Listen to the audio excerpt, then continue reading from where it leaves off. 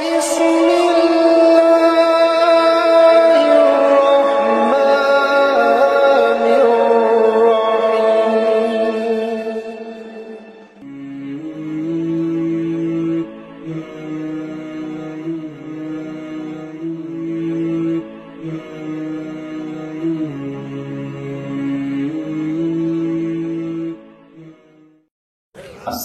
عليكم ورحمة الله وبركاته.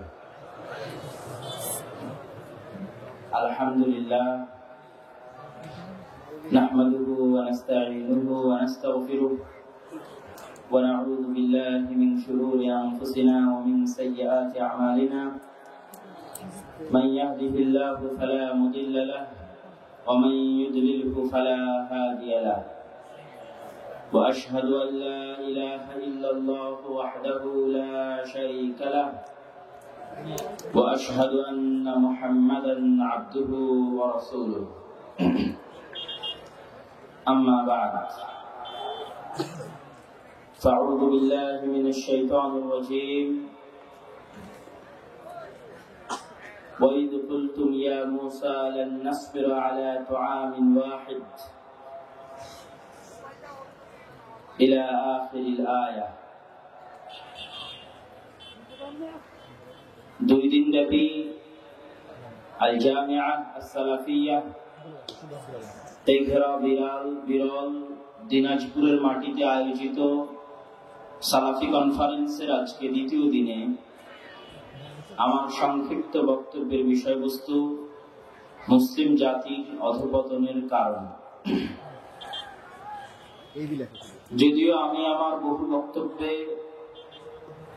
দাওয়া ইলাল্লাহের বক্তব্য এবং শিক্ষার গুরুত্ব নিয়ে আলোচনা করেছি, তবে আজকে আপনাদের সামনে ভিন্ন একটি বিষয় উপস্থাপন করার চেষ্টা করব, যা বর্তমান বিশ্বে মুসলমানদের সবচেয়ে বড় সমস্যা, শিক্ষার চাইতেও বড় সমস্যা।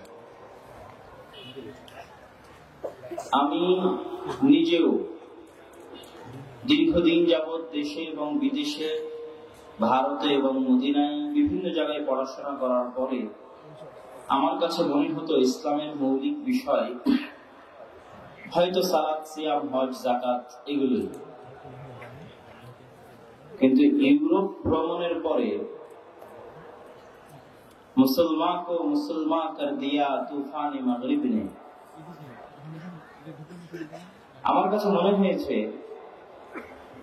ইসলামের অর্থনীতি, রাষ্ট্র ব্যবস্থা, সমাজনীতি এগুলোকে যদি আমরা সামনে রাখি এবং তারপরে সেগুলোর আলোকে যদি আমাদের ইবাদতের বিষয়গুলো দেখি, তাহলে আপনি দেখবেন যে পুরো ইসলামটাই যেই বিষয়টির উপর ভিত্তি করে প্রতিষ্ঠিত সেটি হচ্ছে আল আদল, আল আদালাহ, ন্যায় পরায়ণতা, ইনসাফ। ইন্নাল্লাহা আদল, আল্লাহ সুবহানাহু ওয়া তাআলা নিজে ন্যায়পরায়ণ এবং তিনি যত প্রকার বিধিবিধান প্রদান করেছেন পৃথিবীতে সবগুলো বিধিবিধান ন্যায়পরায়ণতার মাপকাঠিতে শতভাগ ন্যায়। যেমন শতভাগ সত্য, ঠিক তেমন শতভাগ ন্যায়। সেটা সালাত, সিয়াম, হজ, যাকাত যত বিধিবিধান আছে ইসলামের, সেগুলোর সবচেয়ে বড় মৌলিক শর্ত হচ্ছে এগুলো বান্দার জন্য ন্যায়, অন্যায় নয়। আল্লাহ সুবহানাহু ওয়া তাআলা পবিত্র কোরআন মাজিদে বলেন, ওয়া উমিরতু লিআ'দিলা বাইনাকুম, আমি আল্লাহ সুবহানাহু ওয়া তাআলার পক্ষ থেকে আদিষ্ট হয়েছি তোমাদের মধ্যে ন্যায় পরায়ণতা প্রতিষ্ঠা করার জন্য। ولا يجرمنكم شنآن قوم على ألا تعدلوا, তোমাদেরকে যেন কোন নির্দিষ্ট গোত্র, কোন নির্দিষ্ট দল, কোন নির্দিষ্ট ব্যক্তির প্রতি তোমাদের অন্তরের বাড়াবাড়ি বা ক্ষোভ বা হিংসা বা বিদ্বেষ যেটাই থাকুক না কেন, রাগ, সেটার কারণে যেন তোমাদের এমন না হয় যে আল্লাহ তা'দিলু, তোমরা ন্যায় পরায়ণতা প্রতিষ্ঠা করতে পারছো না, এটা যেন না হয়। বরং কি ইউদিলু, তোমরা পৃথিবীতে ন্যায়পরায়ণতা প্রতিষ্ঠা করো। হুয়া আকরাবু লিত-তাকওয়া, ন্যায়পরায়ণতা হচ্ছে তাকওয়ার সবচেয়ে নিকটবর্তী। আল্লাহ সুবহানাহু ওয়া তাআলা পবিত্র কোরআন মাজিদে বলেন, ইন্নাল্লাহা ইয়া'মুরুকুম আন তু'আদ্দুল আমানাত, নিশ্চয় আল্লাহ সুবহানাহু ওয়া তাআলা তোমাদেরকে আদেশ করছেন, হে দুনিয়ার মানুষ, হে মুমিন এবং মুসলিম জাতি, আল্লাহ সুবহানাহু ওয়া তাআলা তোমাদেরকে আদেশ করছেন যে আন তু'আদ্দুল আমানাত, তোমরা আমানত পৌঁছে দাও, ইলা আহলিহা, যথোপযুক্ত সঠিক জায়গায়, যথাযোগ্য জায়গায়। এই যে যথাযোগ্য এবং যথোপযুক্ত জিনিসটার মধ্যে লুকিয়ে আছে ন্যায় পরায়ণতা। কে কতটুকু সম্মান পাওয়ার হকদার, কে কতটুকু আমার কাছে অধিকার পাওয়ার হকদার, তাকে তার অধিকার, তার সম্মান, তার মর্যাদা অনুযায়ী ততটুকু দেওয়া, এটাই ন্যায় পরায়ণতা, এটাই আমানত পৌঁছে দেওয়া। যোগ্য ব্যক্তি, যোগ্য প্রতিষ্ঠান, যার যেমন যোগ্যতা সেই মাপে তাদের আমানত পৌঁছে দেওয়া। ওয়াইদা হাকামতুম বাইনান নাস, আর যখন তোমরা মানুষের মধ্যে বিচার ফায়সালা করবে, আন তাহকুমু বিল আদল, অবশ্যই ন্যায় পরায়ণতার সাথে বিচার ফায়সালা করবে। ওয়া ইন হাকামতা ফাহকুম বাইনাহুম বিল কিসত, হে মুহাম্মদ সাল্লাল্লাহু আলাইহি ওয়াসাল্লাম, যখন আপনি তাদের মধ্যে বিচার ফায়সালা করবেন তখন ন্যায় পরায়ণতার সাথে বিচার ফায়সালা করবেন। ইন্নাল্লাহা ইউহিব্বুল মুকসিতিন, নিশ্চয় আল্লাহ সুবহানাহু ওয়া তাআলা ন্যায় পরায়ণতা প্রতিষ্ঠাকারীদেরকে ভালোবাসেন। সম্মানিত উপস্থিতি, সংক্ষিপ্ত কিছু আয়াত আপনাদের সামনে তুলে ধরলাম, যেগুলোতে আল্লাহ সুবহানাহু ওয়া তাআলা ন্যায় পরায়ণতা সম্পর্কে পৃথিবীর মানুষকে বলেছেন। ইন্নাল্লাহা ইয়া'মুরুকুম বিল আদলি ওয়াল ইহসান, আল্লাহ সুবহানাহু ওয়া তাআলা তোমাদেরকে আদেশ দিয়েছেন ইহসান এবং ন্যায় পরায়ণতা প্রতিষ্ঠা করার জন্য। কেন ন্যায় পরায়ণতার উপরে আলোচনা, সংক্ষিপ্ত আলোচনা কি জন্য করছি? আমার কাছে মনে হয়েছে ইউরোপ ভ্রমণের পর যে আজকের মুসলিম বিশ্বের মুসলমানদের সবচেয়ে বড় অধঃপতন যেই জায়গায় হয়েছে, সবচেয়ে বড় অধঃপতন যেই জায়গায় হয়েছে সেটি হচ্ছে মুসলমানদের ন্যায়পরায়ণতা, মুসলমানদের সত্যতা, মুসলমানদের আমানতদারিতা, মুসলমানদের সততা, মুসলমানদের সত্যবাদিতা। আপনাদের সামনে একটু খুলে না বললে আপনারা বুঝবেন না। আমি এই বক্তব্যের একটা সারমর্ম পয়েন্ট নাম দিয়েছি যে আমরা হচ্ছি আজকের যুগের বানু ইসরাইল।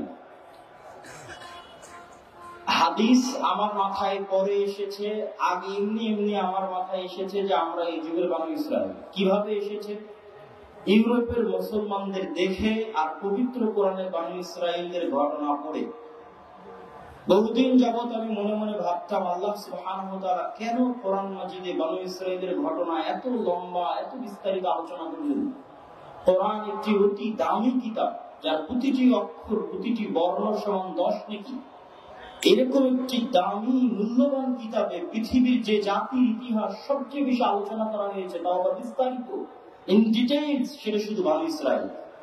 আদ সামুদ জাতির ইতিহাস থেকে শুরু করে, কওমে সালেহ থেকে শুরু করে, কওমে লূতের ইতিহাস থেকে শুরু করে, কওমে নূহের ইতিহাস আল্লাহ দুই এক লাইনে বলে শেষ করে দিয়েছেন। আর বানু ইসরাইলের ইতিহাস পৃষ্ঠার পর পৃষ্ঠা বলেছেন। কোন বইয়ে? কোরআনে। রাসূল সাল্লাল্লাহু আলাইহি ওয়াসাল্লাম হাদিসে বলেছেন, আমি সেটা বলছি না, আল্লাহ বলেছেন বানু ইসরাইলের ঘটনা কোরআনে। এটা আমার নিজের মনের প্রশ্ন ছিল, কেন আল্লাহ সুবহানাহু ওয়া তাআলা এত লম্বা, এত বিস্তারিত বানু ইসরাইলের ঘটনা বলছেন? বিশেষ করে দাওয়াতি সফরে যখন ধারাবাহিক তাফসীর আছে, তো বানু ইসরাইলের ঘটনা শেষই হয় না, এত লম্বা সময় যাবত বানু ইসরাইলের তাফসীর করা হয়েছে। তো ইউরোপের মুসলমানদের অবস্থা দেখে আর পবিত্র কোরআনের বানু ইসরাইলের অবস্থা দেখে আমার মনে হয়েছে আমরা মুসলমানেরা আজকের যুগের বানু ইসরাইল। এই কথার ব্যাখ্যা শোনার আগে সংক্ষিপ্ত ভাবে চলেন দেখে আসি আল্লাহ কোরআনে বানু ইসরাইল সম্পর্কে কি বলেছেন। ইসরাইল একজন নবীর নাম, তার নাম হচ্ছে ইয়াকুব, যাকে ইহুদি এবং খ্রিস্টানরা বলে জ্যাকব। ইয়াকুব আলাইহিস সালাতু ওয়াস সালাম, যিনি সন্তান হচ্ছেন ইসহাক আলাইহিস সালাতু ওয়াস সালাম, যাকে ইহুদি খ্রিস্টানরা বলে আইজাক নিউটন। ইসহাক আলাইহিস সালাতু ওয়াস সালাম সন্তান হচ্ছেন ইব্রাহিম আলাইহিস সালাতু ওয়াস সালামের, যাকে ইহুদি খ্রিস্টানরা বলে আব্রাহাম। আর এই ইয়াকুব আলাইহিস সালাতু ওয়াস সালামের সন্তান হচ্ছে ইউসুফ, যাকে ইহুদি খ্রিস্টানরা বলে জোসেফ। তাহলে কি দাঁড়ালো?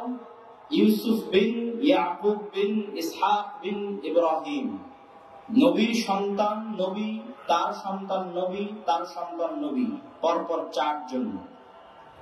এই ইয়াকুব আলাইহিস সালাতু ওয়াস সালামের সন্তানের সংখ্যা ছিল 12 জন, তথা ইউসুফ আলাইহিস সালাতু ওয়াস সালামের ভাইয়ের সংখ্যা ছিল 11 জন।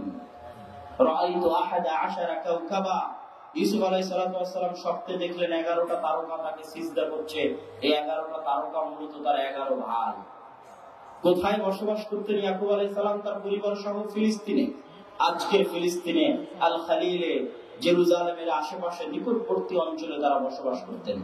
ইউসুফ আলাইহিস সালাতু ওয়াস সালাম যখন কুয়ায় নিক্ষিপ্ত হয়ে মিশরের বাজারে বিক্রি হয়ে গেলেন, তারপরে মন্ত্রীর বাড়ি থেকে জেলখানায় গিয়ে তারপরে নিজেই অর্থমন্ত্রী হয়ে গেলেন, তখন তিনি তার বাবা এবং ভাইদের মিশরে ডেকে পাঠালেন। ফলত প্রায় 70 জনের পারিবারিক কাফেলা নিয়ে ইয়াকুব আলাইহিস সালাম 11 সন্তান এবং তাদের সন্তান সন্ততি মিলে, নাতিপুতি মিলে 70 জনের পারিবারিক কাফেলা নিয়ে ইয়াকুব আলাইহিস সালাম মিশরে চলে গেলেন। ইউসুফ আলাইহিস সালাতু ওয়াস সালামের মৃত্যুর পরে এই বনু ইসরাইলেরা গোলাম হয়ে গেল ফেরাউনের। 300-400 বছর গোলামির পর তাদের মধ্যে নবী হিসেবে আবির্ভূত হলেন মুসা আলাইহিস সালাতু ওয়াস সালাম। মুসা আলাইহিস সালাতু ওয়াস সালামের সাথে বনু ইসরাইলদের কি ঘটেছে তার দুই একটা কথা আল্লাহ সুবহানাহু ওয়া তাআলা কোরআন মাজিদে বলছেন। যেমন ওয়াইয নাজ্জাইনাকুম মিন আলি ফিরআউন ইয়াসুমুনাকুম সুআল আযাব ইউযাববিহুনা আবনাআকুম ওয়া ইস্তাহইয়ুনা নিসাআকুম। হে বনু ইসরাইলরা, স্মরণ করো সেই সময়ের কথা যখন আমি ফিরআউনকে সমুদ্রে ডুবিয়ে দিয়েছি আর তোমাদেরকে বাঁচিয়ে দিয়েছি ফিরআউনের কবল থেকে। কোন ফিরআউনকে সমুদ্রে ডুবিয়ে দিয়েছি জানো? ইযাববিহুনা আবনাআকুম, যেই ফিরআউন তোমাদের সন্তানদের তোমাদের চোখের সামনে জবাই করত, তোমাদের পুরুষ সন্তানদেরকে তোমাদের চোখের সামনে যে ফিরআউন জবাই করত, তোমাদের কন্যা সন্তানদের যে ফিরআউন বাঁচিয়ে রাখতো, ওই ফিরআউনকে আমি তোমাদের চোখের সামনে ডুবিয়ে দিয়েছি আর সমুদ্রের মধ্যে রাস্তা তৈরি করে তোমাদের বাঁচিয়ে দিয়েছি। সেই নিয়ামত, সেই দয়ার কথা স্মরণ করো। যখন মুসা আলাইহিস সালাতু ওয়াস সালাম ফিরআউন থেকে পালিয়ে, মিশর থেকে পালিয়ে যাচ্ছিলেন, তখন তিনি মূলত ফিলিস্তিন ফিরে যাচ্ছিলেন। আজও মিশর থেকে ফিলিস্তিন যাওয়ার পথে রাস্তার মধ্যে লোহিত সাগর পড়বে। এই লোহিত সাগরে আল্লাহ রাস্তা তৈরি করে দিয়েছিলেন মুসা আলাইহিস সালাম এবং তার কওম বনু ইসরাইলের জন্য। এই রাস্তা পার হওয়ার পর ফিরআউনকে নিজে চোখে ডুবতে দেখার পর, ফিরআউনকে নিজে চোখে ডুবতে দেখার পর যখন তুর পাহাড়ে আল্লাহ সুবহানাহু ওয়া তাআলা মুসা আলাইহিস সালাতু ওয়াস সালামের উপর কোরআন তাওরাত অবতীর্ণ করলেন, তখন এই বনু ইসরাইলরা কি বলল? লান নুমিনা হাত্তা নারাল্লাহ জাহরাতান। মুসা, তোমার আল্লাহ এবং এই তাওরাতের উপর আমরা ততক্ষণ বিশ্বাস স্থাপন করব না যতক্ষণ না তোমার আল্লাহকে আমরা সচক্ষে না দেখছি। বলেন নাউযুবিল্লাহ। অথচ তারা এখনই ফিরআউনকে চোখের সামনে ডুবতে দেখেছে, অথচ তারা এখনই তাদের জন্য আল্লাহ সমুদ্রের মধ্যে রাস্তা তৈরি দিয়েছিল। এই রাস্তা দিয়ে ওরা পার হয়ে এসেছে। পার হয়ে আসার পর তাওরাত তুর পাহাড়ে অবতীর্ণ হওয়ার পর বলছে বিশ্বাস করব না যতক্ষণ না চোখে না দেখব। বিশাল সিনাই মরুভূমি, আজও লোহিত সাগর পার হওয়ার পর থেকে ফিলিস্তিনে ঢোকার আগ পর্যন্ত, ইসরায়েলে ঢোকার আগ পর্যন্ত, গাজায় ঢোকার আগ পর্যন্ত বিশাল মরুভূমি। এই মরুভূমিতে পানির কোনো ব্যবস্থা নাই, আর লোহিত সাগরের পানি পান করা যায় না। তখন বনু ইসরাইল মুসা আলাইহিস সালাতু ওয়াস সালামকে কি বলল? ওয়াইয ইসতাসকা মুসা লিকওমি ফাকুল নাযরিব বিআসাকাল হাজার ফানফাজারাত মিনহু 12 আইনা ক্বাদ আলিমা কুল্লু উনাসিম মাশরাবাহুম। বনু ইসরাইল মুসা আলাইহিস সালাতু ওয়াস সালামকে বলল, আমাদের জন্য পানির ব্যবস্থা করে দেন। আমি আল্লাহ মুসাকে বললাম, মুসা তোমার হাতের লাঠি পাথরে আঘাত করো। মুসা আলাইহিস সালাতু ওয়াস সালাম তার হাতের লাঠি পাথরে আঘাত করলেন, পাথর ফেটে ঝর্ণা ধারা প্রবাহিত হলো। সেই ঝর্ণা ধারা থেকে তারা পানি পান করলো। আল্লাহ সুবহানাহু ওয়া তাআলা তাদের খাবারের ব্যবস্থার জন্য আসমান থেকে, জান্নাত থেকে মান্না এবং সালওয়া নামক খাবার পাঠিয়ে দিলেন। মান্না এবং সালওয়া কি? পৃথিবীর সবচেয়ে দামি মাশরুম, যার কেজি প্রতি দাম 5 লক্ষ টাকা। আর দামি কোয়েল পাখির মতো ছোট সাইজের পাখি, এই পাখি আকাশ থেকে উড়ে এসে তাদের গাছে বসতো, সেই পাখি ধরে তারা জবাই করতো, আর এই দামি মাশরুমের সাহায্যে তারা সেই পাখির গোশত ভক্ষণ করত। এটাই ছিল মান্না সালওয়া, যেটা আল্লাহ জান্নাত থেকে পাঠিয়েছিলেন। মান্না সালওয়া থাকার পরে এবং আল্লাহর প্রদত্ত পাথরের ঝর্ণা থাকার পরে তারা কি বললো? ওয়াইজ কুলতুম ইয়া মূসা লান নাসবিরা আলা তাআমিন ওয়াহিদ ফাদউ লানা রাব্বাক ইখরিজ লানা মিম্মা তুনবিতুল আরদ। মূসা, তোমার আল্লাহকে বলো যে আমাদের এই এক খাবার প্রতিদিন ভালো লাগে না, তোমার আল্লাহ যেন আসমান থেকে, তোমার আল্লাহ যেন এই জমিন থেকে এমন কিছু খাবার উৎপন্ন করে যে খাবারগুলো আমরা পছন্দ করি, শাক সবজি, ডাল, শসা, পেঁয়াজ, রসুন, এই ধরনের খাবার তোমার আল্লাহকে বলো যেন জমিন থেকে উৎপন্ন করে দেয়। বলেন নাউজুবিল্লাহ। জান্নাতের খাবার থাকার পরেও, আল্লাহর পক্ষ থেকে পানি থাকার পরেও তারা মূসা আলাইহিস সালামের কাছে এই দাবি করে বসলো। মূসা আলাইহিস সালাম আল্লাহর পক্ষ থেকে তাদেরকে আদেশ দিলেন, তোমরা ফিলিস্তিন বিজয় করো, ফিলিস্তিনে তোমাদের জন্য যা চাইবা তাই উর্বর ভূমি তোমরা আবাদ করতে পারবে। ফিলিস্তিনে শক্তিশালী আমালেকা পুত্র আছে, যুদ্ধ করে বিজয় করো। তখন বনু ইসরাইল উত্তরে বলল, ইযহাব আনতা ওয়া রাব্বুকা ফাকাতিলা। মূসা, আপনি এবং আপনার আল্লাহ দিয়ে যুদ্ধ করেন, যুদ্ধে যেদিন বিজয় হয়ে যাবে সেই দিন আমাদের বলবেন, আমরা তখন আসবো। বলেন নাউজুবিল্লাহ। এই বনু ইসরাইল কারা? যারা মূসা আলাইহিস সালামের সাথে এই ধরনের ব্যবহার করছে। ওয়াইদ ওয়া'আদনা মূসা 40 লাইলা, 40 দিন 40 রাতের জন্য যখন আমি মূসা আলাইহিস সালামকে ডেকেছি দূর পাহাড়ে ইবাদত করার জন্য, ফাত্তাখাযতুমুল ইজল, তোমরা বাছুরের পূজা করা শুরু করেছো, এক সেকেন্ড দেরি করনি, শিরক মূর্তি পূজায় তোমরা লিপ্ত হয়ে গেছো। শুধু তাই নয়, আশ্চর্য হবেন, যখন তারা এই যুদ্ধের আদেশ অস্বীকার করলো, আল্লাহ সুবহানাহু ওয়া তাআলা তাদের উপর 40 বছরের আযাব অবতীর্ণ করলেন। এই 40 বছরের আযাবের মধ্যে মূসা আলাইহিস সালাম মারা গেলেন। মূসা আলাইহিস সালামের মৃত্যুর পর নতুন নবী হলেন ইউশা বিন নূন। ইউশা বিন নূনকে, যিনি খিজির আলাইহিস সালামের সাথে দেখা করার জন্য মূসা আলাইহিস সালামের সফর সঙ্গী ছিলেন, যার ব্যাগ থেকে মাছ বের হয়ে গেছিল, সেই ইউশা বিন নূন নবী হলেন। নবী হওয়ার পর বনু ইসরাইল তওবা ইস্তিগফার করলো, এবার যুদ্ধ করবে আমালেকা গোত্রের বিরুদ্ধে। যুদ্ধ করে যুদ্ধে বিজয় লাভ হলো। তাও আবার কিভাবে? আল্লাহ সূর্যকে থামিয়ে দিয়েছিলেন। কোন বর্ণনায় আছে কয়েক ঘন্টার জন্য, কোন বর্ণনায় আছে কয়েক রাতের জন্য আল্লাহ সূর্যকে থামিয়ে দিয়েছিলেন, যেন তারা জেরুজালেম বিজয় করতে পারে। এই জেরুজালেম বিজয় হয়ে যখন তারা জেরুজালেমে প্রবেশ করবে, আল্লাহ তাদেরকে আদেশ দিচ্ছে, ওয়াদখুলুল বাবা সুজ্জাদা, শোনো বনু ইসরাঈলেরা, তোমরা অনেক অপরাধ করেছো, আল্লাহর সাথে অনেক বিমুখারামি করেছো, অনেক বেঈমানি করেছো, আর নয়, এবার জেরুজালেম তোমাদের বিজয়ের তৌফিক দিয়েছি, তোমরা সিজদারত অবস্থায় মাথা নত করে এই শহরে প্রবেশ করবে। ওয়াকুলু হিত্তাতুন নাগফির লাকুম, আর মুখে উচ্চারণ করবে হিত্তাতুন। হিত্তাতুন হিব্রু ভাষা, যার আরবি হচ্ছে আস্তাগফিরুল্লাহ, যে হে আল্লাহ আমাকে ক্ষমা করুন। তোমরা হিত্তাতুন বলবে, নাগফির লাকুম, আমি তোমাদের ক্ষমা করে দেব। জানেন তারা কি করেছিল?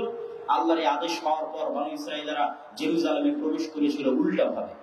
আল্লাহ বলেছিল মাথা নিচু করে প্রবেশ করতে, এরা পিছন সাইড আগে দিয়ে মাথা উঁচু করে জেরুজালেমে প্রবেশ করেছিল।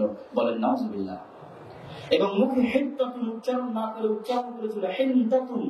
হিনতাতুন মানে গম। এই ঘটনাগুলো আল্লাহ নিজে কোরআনে বর্ণনা করছেন। এতক্ষণ পর্যন্ত যত ঘটনা বনু ইসরাঈলের আমি আপনাকে বলছি, এগুলো আল্লাহ বর্ণনা করেছে কোরআনে। কেন কেন বনু ইসরাঈলের ঘটনা আল্লাহ সুবহানাহু ওয়া তাআলা কোরআন মাজিদে বর্ণনা করলেন? এভাবে এত বিস্তারিত পৃথিবীর আর কোন জাতির ঘটনা বর্ণনা করলেন না। বনু ইসরাঈলের আরেকটা ছোট ঘটনা বলে আজকে আমাদের এই পয়েন্টের আলোচনার আমরা শেষের দিকে চলে যাব। ওয়ালাকাদ আলিমতুমুল্লাযীনা আ'তাদাউ মিনকুম ফিস সাbt ফাকুলনা লাহুম কুনু কিরাদাতান খাসিন। দাউদ আলাইহিস সালাম জাবুর তেলাওয়াত করতেন। মাছেরা জাবুরের তেলাওয়াত শোনার জন্য নদী এবং সমুদ্রের পাশে ভিড় করত। শনিবারের দিন সে মাছগুলোকে বনু ইসরাঈল শিকার করত। আল্লাহ নিষেধ করলেন, শনিবারের দিন তোমরা মাছ শিকার করবে না, কারণ এই মাছগুলো আল্লাহর বাণী শোনার জন্য এসেছে। বনু ইসরাঈলরা কি করলো? তারা শনিবারের দিন মাছ শিকার করলো না ঠিকই, কিন্তু শনিবারের দিন জাবুর শুনতে আসা মাছগুলোকে জাল দিয়ে, বেড়া দিয়ে, বানা দিয়ে ঘিরে রেখে দিল। ওই ঘিরে থাকা মাছগুলোকে তারা রবিবারের দিন শিকার করলো। বলেন নাউজুবিল্লাহ। তাদের কথা আল্লাহ কোরআনে বলছে যে এই বনু ইসরাঈলরা ইয়াউমুস সাbt শনিবারের বিধানকে লঙ্ঘন করেছিল। ফলত আমি তাদেরকে কি করে দিয়েছিলাম জানো তোমরা? কুনু কিরাদাতান খাসিন, আমি এই বনু ইসরাঈলকে করে দিয়েছিলাম বানর, শুকুর। যারা এই শনিবারের আদেশ অমান্য করেছিল তাদেরকে আমি বানরে রূপান্তর করে দিয়েছি। এই প্রত্যেকটা ঘটনা আল্লাহ সুবহানাহু ওয়া তাআলা নিজে কোরআন মাজিদে বর্ণনা করছেন। কেন? এই কেন উত্তর দেওয়ার সাথে সাথে আরো একটি প্রশ্ন আপনাদের যুক্ত করে দিই। এতক্ষণ যে বনু ইসরাঈলের ঘটনা শুনছেন, যে বনু ইসরাঈলের ঘটনা আল্লাহ কোরআনে বলছে, বলেন তারা কার সন্তান? কার সন্তান? নবীর সন্তান। কার সন্তান? নবীর সন্তান। তাও কোন নবী? পুরো পুরুষ, পুরো বংশ নবী। শুরু করেছিলাম যখন, তখন বলেছিলাম ইব্রাহিম আলাইহিস সালাতু ওয়াস সালামের ছেলে ইসহাক, ইসহাক আলাইহিস সালাতু ওয়াস সালামের ছেলে ইয়াকুব, ইয়াকুব আলাইহিস সালাতু ওয়াস সালামের কয় ছেলে? 12 ছেলে। তো এরা যে নবীর সন্তান তার প্রমাণ কোথায় নেবেন? কোরআনের মধ্যে আছে। যখন আমি মুসাকে বললাম, মুসা তোমার লাঠি দিয়ে পাথরে আঘাত করো, তো মুসা যখন তার লাঠি দিয়ে পাথরে আঘাত করলো তখন কি হয়েছিল? ফানফাজারাত মিনহু ইসনাতা আশারাতা আইনা, পাথর থেকে 12টা ঝর্ণা ধারা প্রবাহিত হয়েছিল। বলেন আল্লাহু আকবার। কেন 12টা? ইয়াকুব আলাইহিস সালামের 12 সন্তানের 12 বংশধরের জন্য, ওই 12 সন্তানের সম্মানে, 12 বংশের সম্মানে আল্লাহ 12টা ঝর্ণা ধারা প্রবাহিত করেছেন। মুফাসসিরিনে কিরাম সহিহ সূত্রে লিখেছেন যে যখন সমুদ্রের মধ্যে রাস্তা তৈরি হয় মুসা আলাইহিস সালামের জন্য, তখন ইয়াকুব আলাইহিস সালামের 12 সন্তানের 12 বংশের সম্মানে আল্লাহ লোহিত সাগরের মধ্যে 12টা রাস্তা তৈরি করে দিয়েছিলেন। বলেন আল্লাহু আকবার। হ্যাঁ, নবীর সন্তান, নবীর সন্তানদের আচার ব্যবহার আল্লাহ কোরআন মাজিদে তুলে ধরেছে। কেমনে নবীর সন্তানেরা এরকম হয়ে যেতে পারে? আল্লাহকে বলতে পারে আপনি, এবং নবীকে বলতে পারে আপনি, আপনার আল্লাহকে যুদ্ধ করেন। যুদ্ধ শেষ হলে আপনি এত নিমক খারাপ হতে পারে আল্লাহ শনিবারের দিন মাছ শিকার করা নিষেধ করলেন, অথচ তারা শনিবারের দিন ঘিরে রেখে রবিবারের দিন মাছ শিকার করতেছে। ওই মাছকে এত চালাকি, এত পণ্ডিতি কেন? তাহলে আমাদের সামনে আজকের আলোচনা সারমর্মে প্রশ্ন দেওয়া দিতে, 1, নবীর সন্তানেরা কেন এমন হয়ে গেল? 2, আমরা কিভাবে বনু ইসরাইল হয়ে গেলাম তার প্রমাণ। সম্মানিত উপস্থিতি, সবার আগে প্রথম প্রশ্নের উত্তর দিই যে আল্লাহ সুবহানাহু ওয়া তাআলা কোরআন মাজিদে বনু ইসরাইলের ঘটনা এত লম্বা এই জন্যই আলোচনা করেছে যে উম্মতে মুহাম্মাদও একদিন বনু ইসরাইলের মতো হয়ে যাবে। এই জন্যই আল্লাহ সুবহানাহু ওয়া তাআলা বনু ইসরাইলের ঘটনা এত বিস্তারিত পবিত্র কোরআনের মধ্যে উল্লেখ করেছে যে যে উম্মত এই কোরআন তেলাওয়াত করবে এরাও একদিন বনু ইসরাইলের মতো হয়ে যাবে। সেই দিন যেন এই ঘটনাগুলো পড়ে শিক্ষা নেয় যে বনু ইসরাইলরা কি করেছিল আর আমরা কি করতেছি। এই ঘটনাগুলো পড়ে যেন শিক্ষা নেয়। এই জন্য উম্মতে মুহাম্মাদের জন্য বনু ইসরাইলের ঘটনা এত বিস্তারিত পবিত্র কোরআনের মধ্যে আল্লাহ সুবহানাহু ওয়া তাআলা দিয়েছেন। আমি যে কথা বললাম এই কথার দলিল, এটা আমার ব্রেনে আসার পরে হাদিস ব্রেনে এসেছে, সেই হাদিসটা আপনাদের সামনে পাঠ করি। আগে আমার নিজে মনে হয়েছে যে আল্লাহ সুবহানাহু ওয়া তাআলা এই জন্য উল্লেখ করেছেন। রাসূল সাল্লাল্লাহু আলাইহি ওয়াসাল্লাম বলছেন, হাদিসের কয়েকটি সানাদ, একটি সানাদ এসেছে লা ইয়াতিয়ান্না আলা উম্মতি মা আতা আলা বনি ইসরাইল, আমার উম্মতের উপর তাই হবে, তাই আসবে যা বনি ইসরাইলের উপর এসেছে।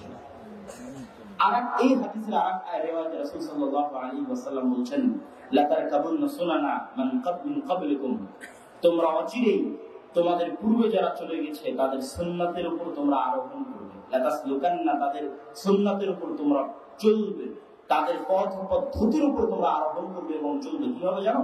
হাদওয়ান না'লি বিন না'ল, একটা জুতা আর একটা জুতার সাথে যেভাবে মিলে যায় তোমরা তোমাদের পূর্বে চলে যাওয়া কওমের সাথে ওইভাবে মিলে যাবে।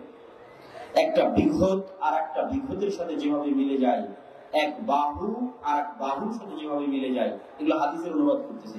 যিরাআন ফাযিরা, বা ফাবা, শিবরান ফাশিবর, এক বিঘত আর এক বিঘতের সাথে যেভাবে মিলে, এক বাহু আর এক বাহুর সাথে যেভাবে মিলে, এক কবজি বরাবর এই অংশ আর এক কবজি বরাবর অংশের সাথে যেভাবে মিলে, এইভাবে তোমরা বনু ইসরাইলের সাথে মিলে যাবে। বলতে রাসূল সাল্লাল্লাহু আলাইহি ওয়াসাল্লাম বলছেন হাত্তা লাউ দাখালু, যদি তারা কোন সাপের গর্তে প্রবেশ করে, দাখালতুম ফি, তাহলে তোমরা ওদের মতো ওই গর্তে প্রবেশ করবে। বলতে রাসূলুল্লাহ আলা ইন্না বনি ইসরাইল ইফতারাকাত, শোনো বনু ইসরাইলেরা 70-71 দলে বিভক্ত হয়েছে, আমার উম্মত এর চেয়ে বেশি দলে 72 এবং তার চেয়ে বেশি দলে বিভক্ত হবে। তাহলে প্রত্যেকটা ধাপে ধাপে বনু ইসরাইলের তোমরা অনুসরণ করবে।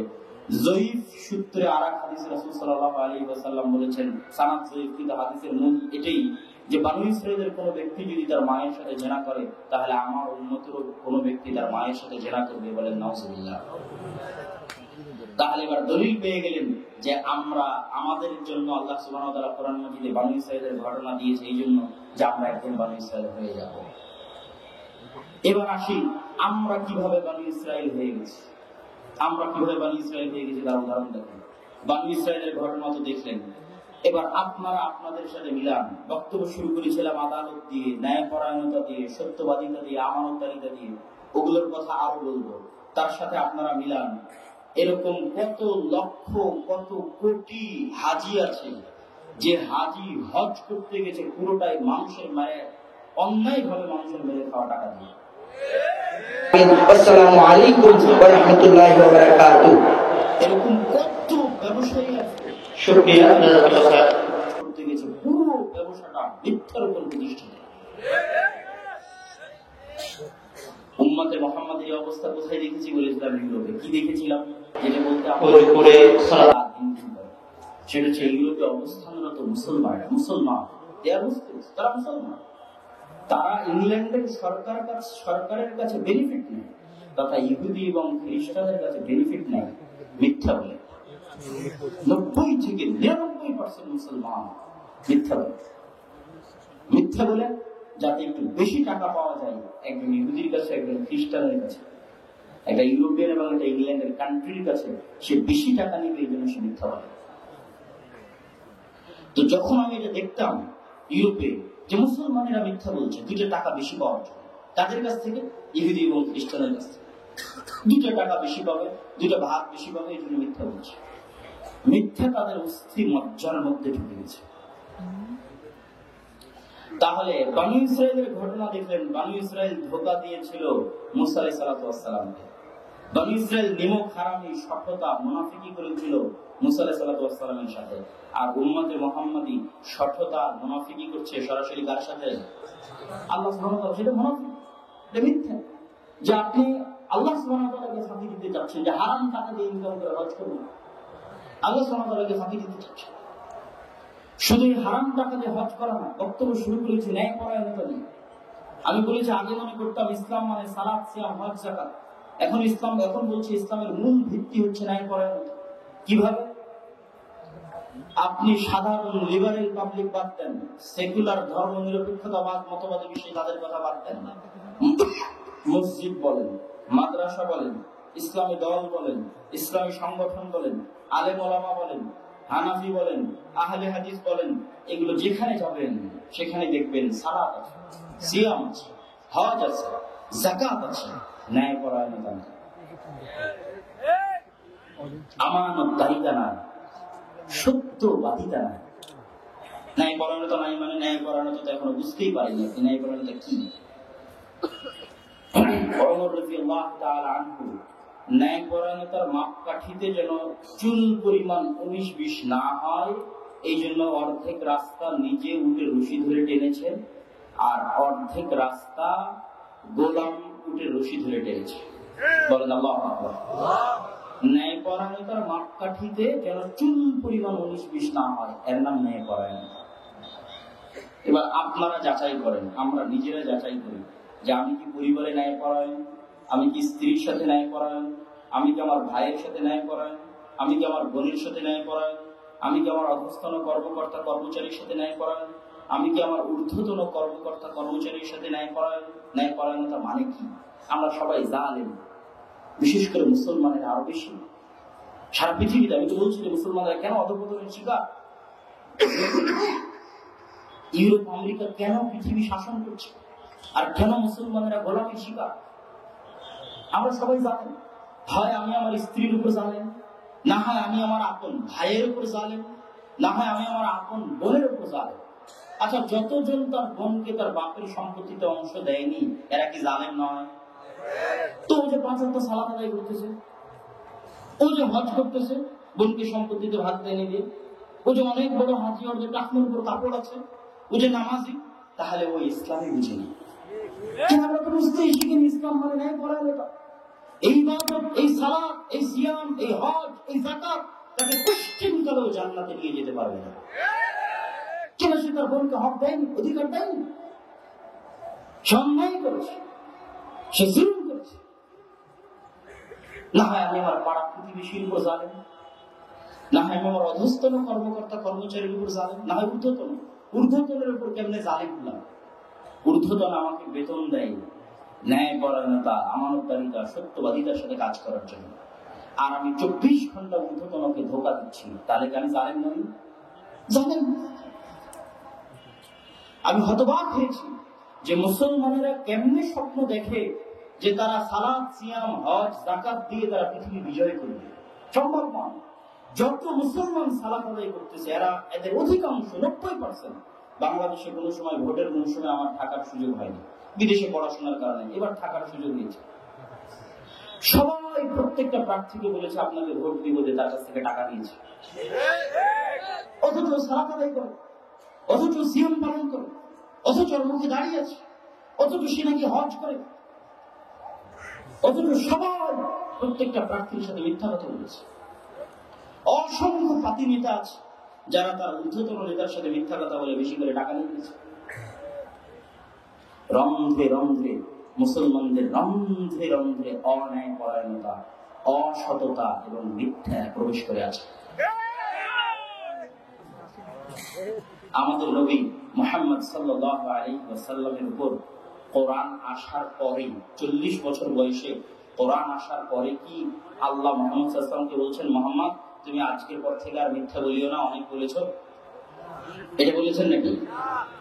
মুহাম্মদ সাল্লাল্লাহু আলাইহি ওয়াসাল্লামের উপর কোরআন আসার পরে সালাতের কথা বলেছেন, সিয়ামের কথা বলেছেন, হজের কথা বলেছেন, যাকাতের কথা বলেছেন, কিন্তু মুহাম্মদ সাল্লাল্লাহু আলাইহি ওয়াসাল্লাম যে জন্মগত সত্যবাদী, মানে আগের 40 বছর কোরআন আসার আগের 40 বছর মুহাম্মদ সাল্লাল্লাহু আলাইহি ওয়াসাল্লাম চরম সত্যবাদী জীবনে কোনদিন মিথ্যা কথা বলেন।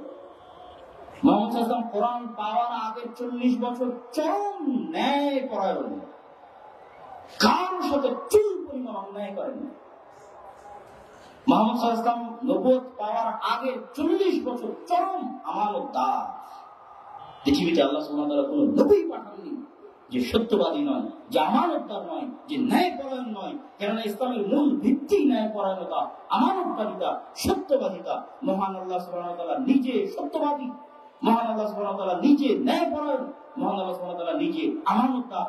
আর পৃথিবীতে যত হুকুম আহকাম দেওয়া আছে, প্রত্যেকটা হুকুম আহকাম পৃথিবীতে ন্যায়পরায়ণতা প্রতিষ্ঠা করার জন্য, সত্যবাদিতা প্রতিষ্ঠা করার জন্য, আমানতদারিতা প্রতিষ্ঠা করার জন্য। আর এই বাহ্যিক হুকুম আহকাম গুলোকে আমরা আনুষ্ঠানিকতা বানিয়ে নিয়েছি, আর ভিতর থেকে সবাই মিথ্যু, সবাই অসৎ, সবাই অআমানতদার, অন্যায়পরায়ণ, জালেম। এই জন্য আল্লামা ইকবাল বলেছেন তার কবিতার মধ্যে, সবক ফিরসে পড় সাদাকত কা, আদালত কা, শুজাআত কা, লিয়া জায়েগা তুঝসে কাম দুনিয়া কি ইমামত কা।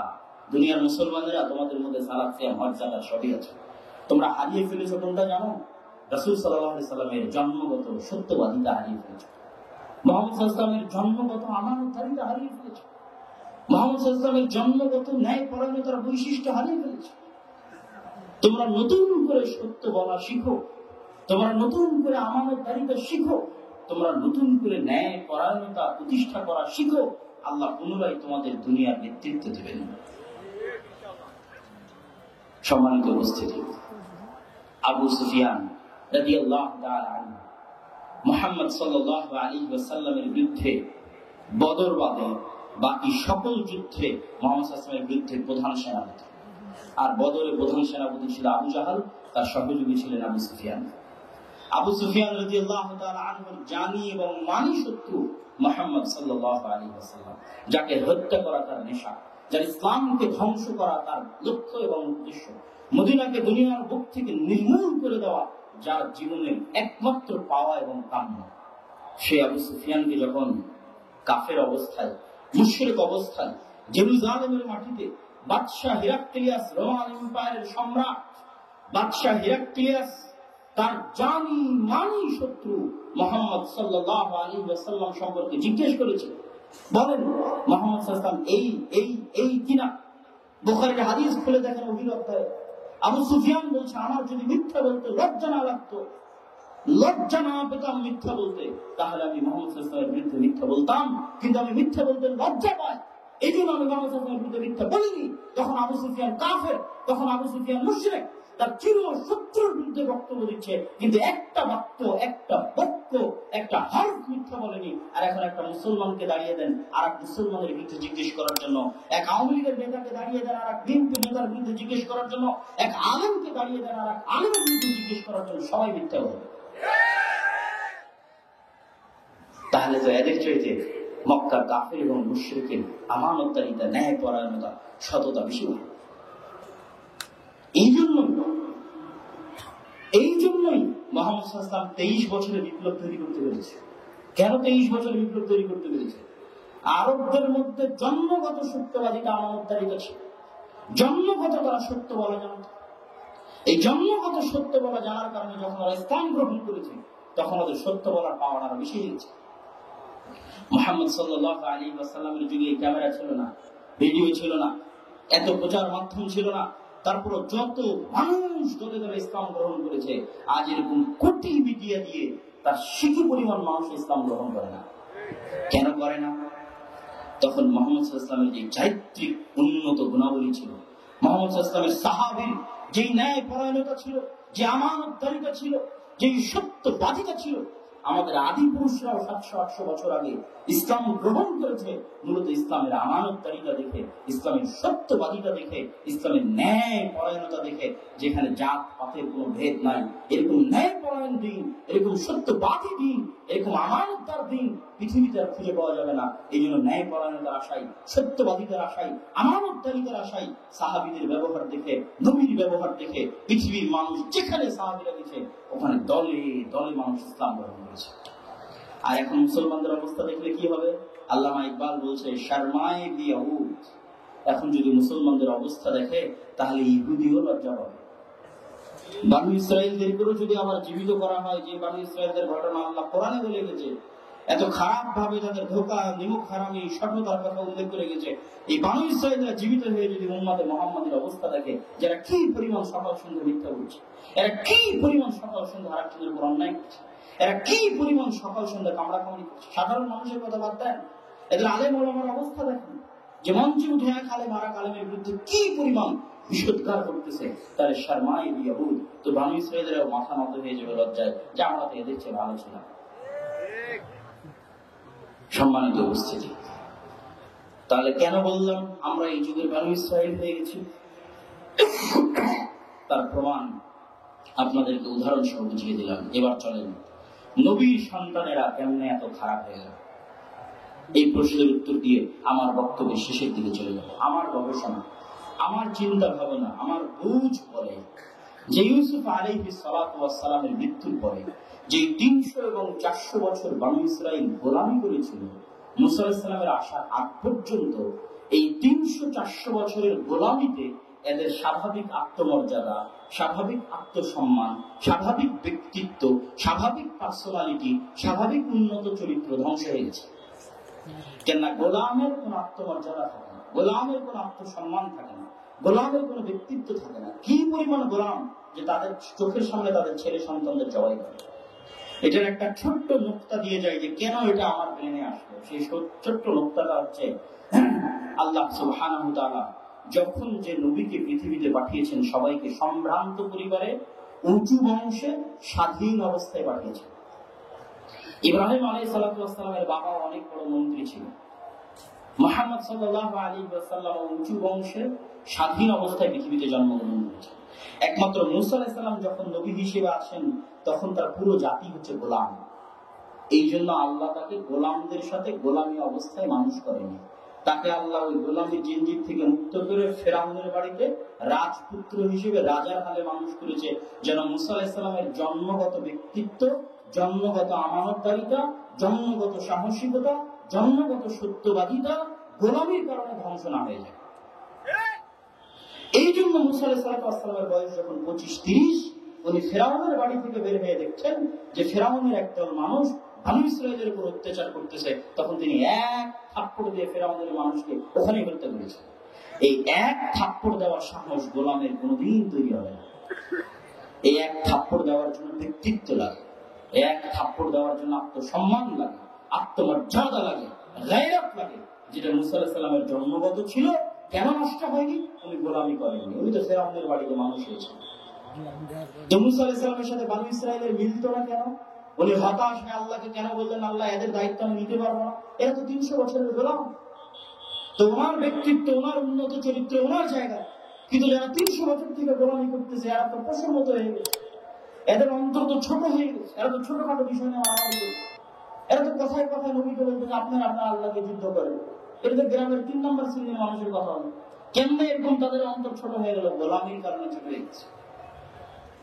এবার আসেন তাহলে আব্দুল্লাহ ভাই, মুসলমানদের অবস্থা কেন এরকম হয়ে গেল? ইউরোপ আমেরিকায় মুসলমান মিথ্যা বলছে 2 টাকা বেশি পাওয়ার জন্য। বাংলাদেশে সবাই মিথ্যার উপর ব্যবসা করতেছে, মিথ্যার উপর আরেকজনকে ধোঁকা দিচ্ছে, অন্যায় করার অসৎ আচরণ করতেছে। কি মাদ্রাসা, কি মসজিদ, কি ইসলামী দল, কি ইসলামী সংগঠন, কেন এমন হয়ে গেল? এটা হলো উত্তর, যে আমাদের দীর্ঘ গোলামির কারণে আমাদের স্বাভাবিক চরিত্র নষ্ট হয়ে গেছে। আপনি আফগানিস্তানে যান, আফগানিস্তানের পাঠানদের আকীদা কি তা বলতে পারবো না, কিন্তু ওদের স্বাভাবিক জন্মগত আমানতদারিতা, ন্যায়পরায়ণতা, সততা নষ্ট হয়ে গেল। কেন? ওরা কোনোদিন গোলামি করেনি, কোনোদিনই গোলামি করে না। আমাদেরকে তো ব্রিটিশরা পিটিয়ে নীল চাষ করিয়েছে। RSCS এর পর্যায়ে তো যাদের নামে আমরা খাজনা দিতাম, আমাদের নামে জমি হয়ে আছে। আমরা তো জমির মালিক ছিলাম। 200 বছর আমরা গোলামি করেছি ব্রিটিশ। মাথা নিচু, গোলামি করলে স্বভাব নষ্ট হয়ে যাবে। ব্রিটিশরা আমাদের মধ্যে ডিভাইড এন্ড রুলস, মারামারি করো আর আমি তোমাদের মধ্যে শাসন করবো, আজীবন আমাদের মধ্যে মারামারি লাগিয়ে রেখেছে। তো সারাদিন মারামারি করলে কি আর মানুষের স্বাভাবিক ব্যক্তিত্ব, স্বভাবজাত চরিত্র ঠিক থাকে? আপনি একজন পাঠানের কাছে যদি আজকে দাওয়াত নেন যে ভাই আজ তোমাকে আমার বাড়িতে দাওয়াত দিলাম, আর আপনিও দাওয়াত নিলেন, মজাকে মজাকে দাওয়াত নিলেন, তারপরে দাওয়াতের দিন গেলেন না, তাহলে পাঠান ডাইরেক্ট গুলি করে আপনাকে উড়িয়ে দিবে। কেন? ও জানে না যে বাঙালি এত কৌশল করে এত এগিয়ে বিনিয়ে মিথ্যা বলছে। ও পাঠান জন্মগত ফিতরাতের উপর আছে। ও বলেছে দাওয়াতে আসবে মানে আসতে হবে, মিথ্যা বললে কেন উড়িয়ে দিলাম। এই জন্মগত স্বভাবজাত বৈশিষ্ট্যের উপর থাকার কারণে তারা এত দ্রুত উন্নতির দিকে এগিয়ে যাচ্ছে, কারোর সঙ্গে তাদের মাথা মতো করা লাগে না। আর আমরা দীর্ঘ 150-200 বছর গোলামি করি। শুধু আমরা, আমাদের চাইতে নিকৃষ্ট অবস্থা, আমাদের চাইতে জঘন্য অবস্থা আফ্রিকার মুসলমানদের। কেননা ব্রিটিশরা আমাদেরকে যত খারাপ ভাবে শাসন করেছে, স্পেন, ফ্রান্স, ইতালি আফ্রিকার মুসলমানদেরকে তার চেয়ে আরো জঘন্য ভাবে শাসন করেছে। এই জন্য আফ্রিকার মুসলমান দেখবেন ফ্রান্সের আইফেল টাওয়ারের আশেপাশে যত চোর আছে, যত ছিনতাইকারী আছে, যত মদখোর জুয়াখোর আছে, আল্লাহর কসম সবাই মুসলমান। কেন এরকম হয়ে গেল? মুসলমানেরা চোর কেন? মুসলমানেরা ছিনতাইকারী কেন? তো নামাজ পর্যন্ত কালেমা পড়ে, কেমনে কেমনে চোর ছিনতাইকারী হয়ে গেল? ওদের উপর এমন গোলামী শাসন পরিচালনা করেছে ইউরোপের কলোনিয়াল সিস্টেম, যাদের স্বাভাবিক চরিত্র ধ্বংস হয়েছে।